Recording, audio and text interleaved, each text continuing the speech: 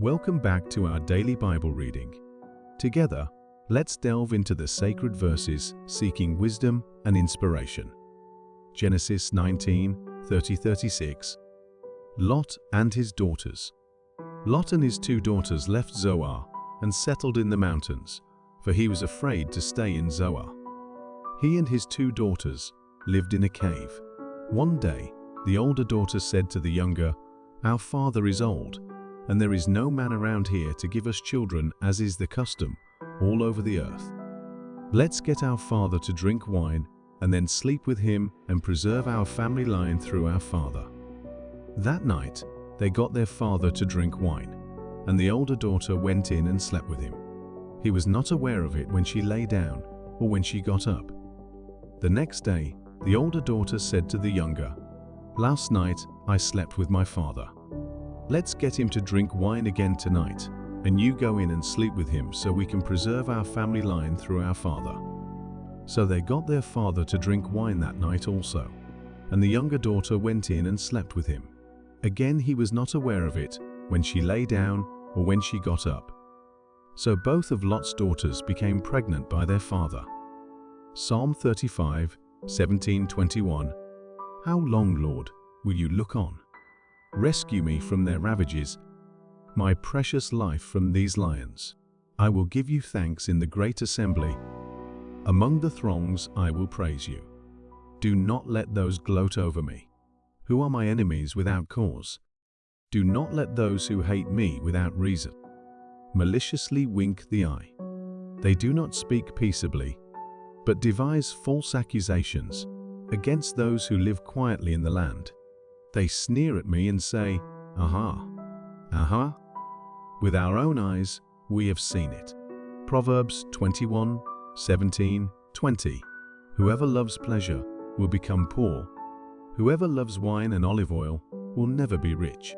The wise store up choice food and olive oil, but fools gulp theirs down.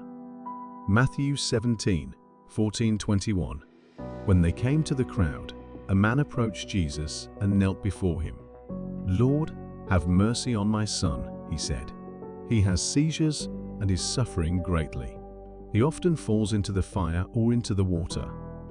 I brought him to your disciples, but they could not heal him." "You unbelieving and perverse generation," Jesus replied, "how long shall I stay with you? How long shall I put up with you? Bring the boy here to me." Jesus rebuked the demon, and it came out of the boy, and he was healed at that moment. Then the disciples came to Jesus in private and asked, "Why couldn't we drive it out?" He replied, "Because you have so little faith. Truly I tell you, if you have faith as small as a mustard seed, you can say to this mountain, 'Move from here to there,' and it will move. Nothing will be impossible for you."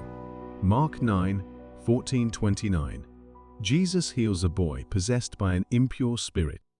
When they came to the other disciples, they saw a large crowd around them and the teachers of the law arguing with them. As soon as all the people saw Jesus, they were overwhelmed with wonder and ran to greet him. "What are you arguing with them about?" he asked. A man in the crowd answered, "Teacher, I brought you my son, who is possessed by a spirit that has robbed him of speech. Whenever it seizes him, it throws him to the ground. He foams at the mouth, gnashes his teeth, and becomes rigid. I asked your disciples to drive out the spirit, but they could not." "You unbelieving generation," Jesus replied, "how long shall I stay with you? How long shall I put up with you? Bring the boy to me." So they brought him. When the spirit saw Jesus, it immediately threw the boy into a convulsion.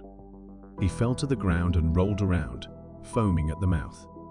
Jesus asked the boy's father, "How long has he been like this?" "From childhood," he answered. "It has often thrown him into fire or water to kill him. But if you can do anything, take pity on us and help us." "If you can," said Jesus, "everything is possible for one who believes." Immediately the boy's father exclaimed, "I do believe. Help me overcome my unbelief." When Jesus saw that a crowd was running to the scene, he rebuked the impure spirit. "You deaf and mute spirit," he said, "I command you, come out of him and never enter him again." The spirit shrieked, convulsed him violently, and came out. The boy looked so much like a corpse that many said, "He's dead." But Jesus took him by the hand and lifted him to his feet, and he stood up. After Jesus had gone indoors, his disciples asked him privately, "Why couldn't we drive it out?" He replied, "This kind can come out only by prayer." Luke 9:37-42. The next day, when they came down from the mountain, a large crowd met him. A man in the crowd called out, "Teacher, I beg you to look at my son, for he is my only child." A spirit seizes him, and he suddenly screams. It throws him into convulsions so that he foams at the mouth. It scarcely ever leaves him and is destroying him. "I begged your disciples to drive it out, but they could not." "You unbelieving and perverse generation," Jesus replied, "how long shall I stay with you and put up with you? Bring your son here." Even while the boy was coming, the demon threw him to the ground in a convulsion. But Jesus rebuked the impure spirit, healed the boy, and gave him back to his father. And they were all amazed at the greatness of God. As we conclude today's session, we extend our gratitude for joining us. If you found value in these passages, consider subscribing for more daily reflections. Until next time, may the wisdom of the Scriptures resonate in your hearts.